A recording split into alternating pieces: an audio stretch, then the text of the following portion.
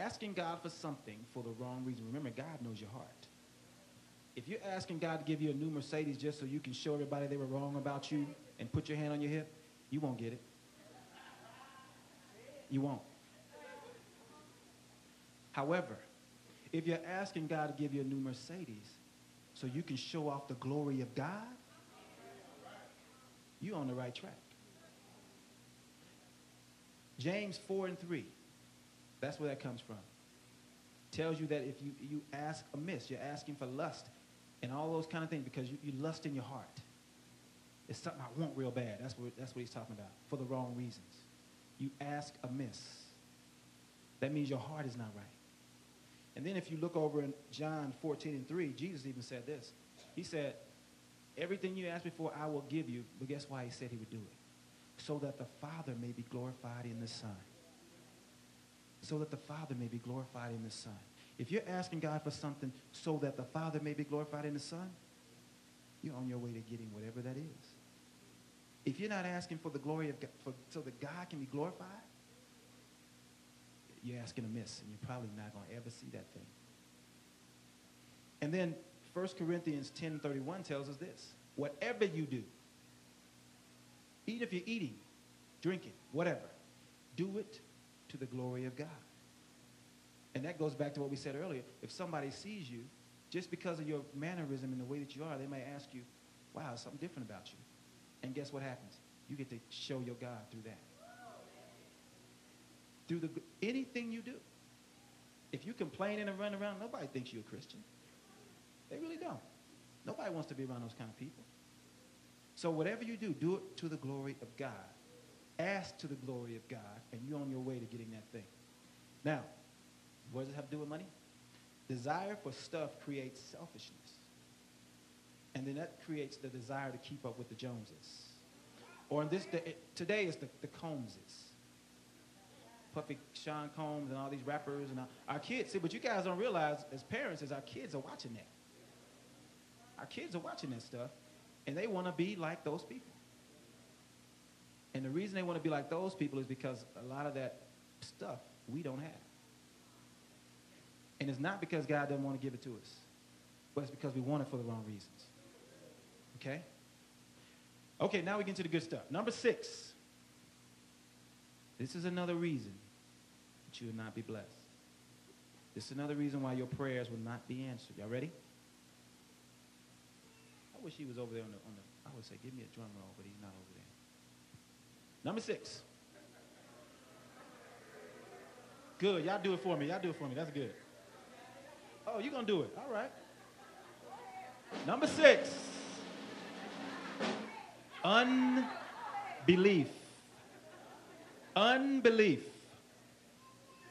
James 1, verses 6 and 7. Let me take you over there real quick, because I know this is just way too, sounds too simple. But let him ask in faith, nothing wavering. For he that wavereth is like a wave of the sea driven with the wind and tossed. For let not that man think that he shall receive anything of the Lord. So if you ask something of God and really don't believe you're going to get it, you're wasting your time. You are wasting your time. You might as well not even pray. It's just you're going through the motions. It's not going to happen. Okay? As a matter of fact, we always talk about Mark 11, verse 22 to 24. Throw this mountain into the sea and all that stuff. There's 2 parts of that we always skip, or we don't really understand. Mark 11 and 22, and it says, have faith in God. The translation there is this: have the faith of God.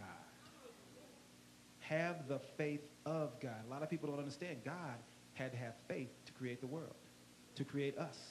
Because the Bible tells us in Genesis chapter 1, when you read it, it says that God did this, God did that, and then it says God saw that it was good. God saw. Even God had to see. Before he created it, he said it, and then he had to conceive it in his mind and believe it was going to happen. Then he saw that it was good. So if God had to do that, you have to believe, and I have to believe that he's going to do it for us. Or else he won't. Or else he won't.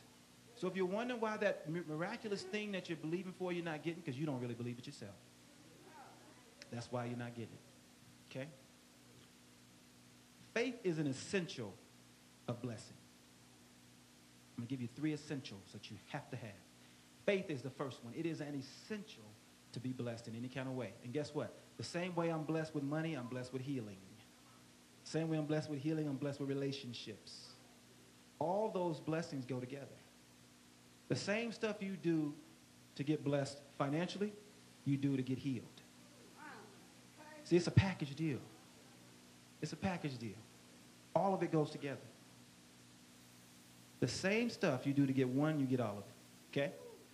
Now, check this out. David defeated Goliath by faith. David defeated Goliath. Oh, by the way, I'm going to hang out here at number 6 for a minute. Because my wife is, kind of like, you didn't say number 7. Honey, I'm going to hang out here at number 6 for a while. And the Bible says, he who obtains a wife obtains a good thing and obtains favor.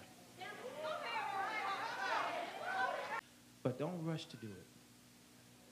Because to marry the wrong person, whoo, that's not going to be favor either, is it? Some of us can talk about that one. But look, I want you to hear this. 1 Samuel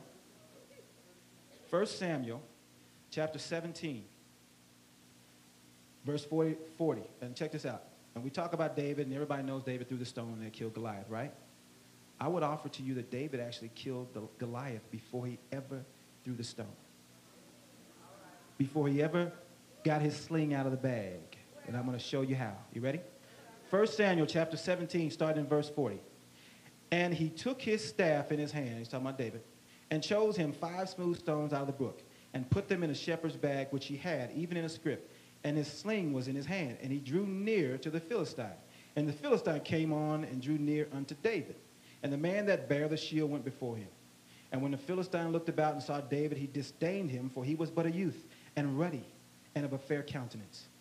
And the Philistine said unto David, Am I a dog that thou comest to me with staves? And the Philistine cursed David by his Philistine gods. Now check this out. The Philistine said to David, Come to me, and I will give thy flesh unto the fowls of the air and to the beasts of the field. What? Now check out verse 45. This is little David now. This is a little teenager, y'all. Check out this. Then said David to the Philistine, Thou comest to me with the sword and with the spear and with the shield, but I come to thee in the name of the Lord of hosts, the God of the armies of Israel, who thou hast defied. This day will the Lord deliver thee into mine hand, and I will smite thee and take thine head from thee, and I will give the carcass of the host of the Philistines this day unto the fowls of the air and to the wild beasts of the earth, that all the earth may know that there is a God of Israel. And all this assembly shall know that the Lord saveth not with sword and spear, for the battle is the Lord's, and he will give you into my hands. David beat him right there. You know why? David stood out there and took a stand on his faith. And then David said out of his mouth, My God will do it. The God of Israel would do it so people would know.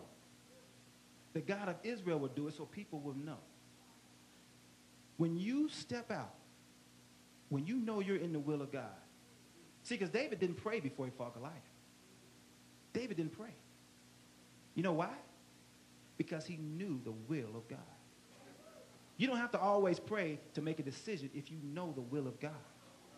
David didn't have to pray because once Goliath started defying talking about my God, David knew God wasn't going to take that. David knew it. And that's when he stood up and said, Look, my God is going to give you to me right today. And I know I'm a little boy, but don't worry about it. Somehow, I don't even know how it's going to happen. But my God is going to do it for me. You have to get that kind of faith. Where when you know you're in the will of God and they tell you can't pay that bill, but you know you've been living right, and you know that if you go down, everybody going to say, you're supposed to be that Christian. Look at that. No, your God will come through, but you have to believe it. You have to stand toe-to-toe with Goliath and say, Look, I've been doing what God told me to do. Therefore, I know my God will come through. I have never seen the righteous forsaken. And you have to know that in your heart, in your soul, and say, well, God, look, if I go down, then we just go down. If they say they're going to take my car, then they just have to take my car. But I'm not going to give up on my God. And you can even tell your bill collectors that if you want to sometimes. Now, don't use that as an excuse. Because you know with the saints, I got to give you that. I got to tell you, don't use that as your reason not to pay your bills. But what I'm saying is, Satan will attack you sometimes and snatch that job away or something like that. And God is trying to see what kind of faith you have. Now that you don't have that job, do you still trust me? Or were you really trusting only in that job? And I can talk about that because I had not had a job in corporate America for 4 years. Have not drawn a paycheck. And I live in the same house that I lived in when I left corporate America. 4 years ago, y'all. It's been incredible.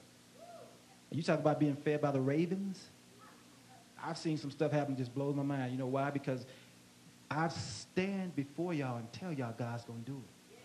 So if I go down, guess what that does?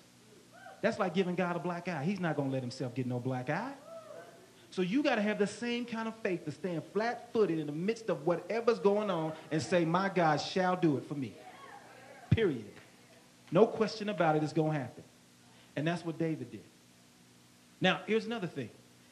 Unbelief will stop you from not only getting blessed financially and your body and everything else, but it will also stop you from getting the full package protection blessings of God. Because in Daniel chapter 3, verse 21, we always talk about the 3 Hebrew boys, right? And everybody thinks that Jesus showed up in the fire. Well, he manifested himself in the fire, but guess what? If you read that 3rd chapter, verse 21, it says that the men that held them were killed on the way to the fire. That means Jesus was right there before they ever got in the fire. Because if you standing next to me and you die because it's so hot, why didn't I die? Because Jesus was protecting me. So he was there long before they got in the fire. See, we think he just pops up when it, no. He was already there. He was already there. But because of the faith they showed a few verses back when they said, look, King, even if he doesn't, we're still not going to bow down. Just like David said, my God shall give you to me today, even if he doesn't, we ain't doing it. That's the same kind of faith. And a lot of us have only if he does it faith. Lord, I praise you only if you give me this new job. Lord, I praise you only if you allow me to get this blessing on my job. Lord, I praise you only if. And then the blessing goes away when the thing doesn't come. You got to have only if. I mean, even if he doesn't faith. Even if you don't show up, God, and I'm not going to give up on you. You know why? Because the 3 Hebrew boys knew something most of us don't know. Some furnaces are necessary. Some furnaces are necessary. And that's when you can say, even if he doesn't get me, I'm still going to go through it and keep my praise. Because somebody else needs to know you can make it out the furnace. But if none of us ever go through nothing, how can we tell somebody that's going through something? So we can't avoid all the furnaces, but the ones that you have to go through, his grace is sufficient for you. Same thing he told Paul. Even if he doesn't take that thing away, he will give you grace to go through it. So keep your praise stronger than it was before the fire came. Because in the storm, when the heat gets hotter, you got to turn your faith up. Not down. Most of us turn our faith down. Oh, Lord, where are you? Oh, no, that's the time to say, Lord, look, I know you're going to come through for me. Because back 20 years ago when I fell in the lake, you pulled me out, and they said I was going to drown. Lord, I know you're going to do it for me because you know what? 2 years ago, I had an aneurysm, and you showed up in my hospital room. Now, if you're going to show up in my hospital room for that kind of stuff, why couldn't you show up right now and take care of this little need that I have? Sometimes you got to dust off your testimony. See, a lot of us have forgotten that testimony we used to have when we first came out of that thing that we didn't think nobody thought we were going to come out of. But we stopped talking about it now. We forgot. So sometimes you got to dust off your testimony and remind yourself what God has done and what he can do. Unbelief will block you. And Satan tries to stick those seeds in your head whenever he can to keep you from getting blessed. Now, what does this have to do with money? Clearly, no faith, no answer from God. No faith, no answer from God. And I don't care how much you sow. I really don't care. You sowing to help, whatever. If you sow in this church, you're helping to pay the bills in the church. But you're not doing yourself any advantage. Because God cannot be bribed.